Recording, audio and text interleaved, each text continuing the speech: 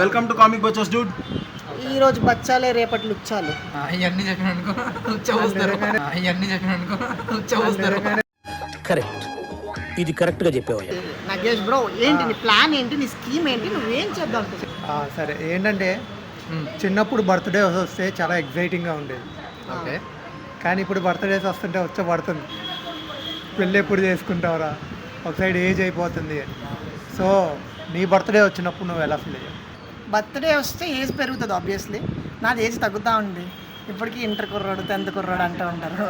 బాగానే ఎక్స్ట్రా తింటున్నావా? నా పర్సనాలిటీ బట్టి అలా ఉంటుంది. ఏజ్ ఒకటే తగ్గుతుందా? అన్నీ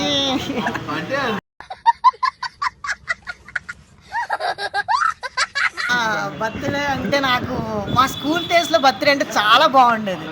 అంటే ఒక చాక్లెట్, పక్కన ఒక అమ్మాయి వచ్చేది క్లాస్ లీడర్. అన్ని క్లాసులకి వెళ్ళి అమ్మాయి నేను చాక్లెట్స్, మేడం హ్యాపీ బర్త్డే అట్లా.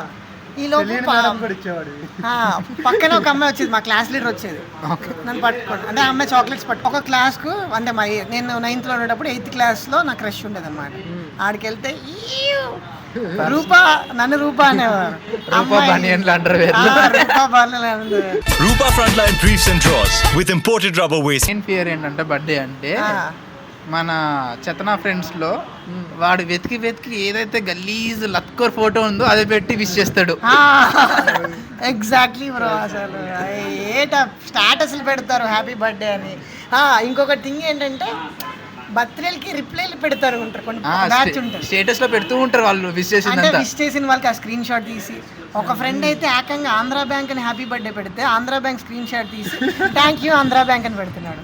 ఆంధ్రా బ్యాంక్ అని హ్యాపీ బర్త్డే పెడితే ఆంధ్రా బ్యాంక్ స్క్రీన్ షాట్ తీసి థ్యాంక్ యూ ఆంధ్రా బ్యాంక్ అని పెడుతున్నాడు. ఎలా ఉన్నారు?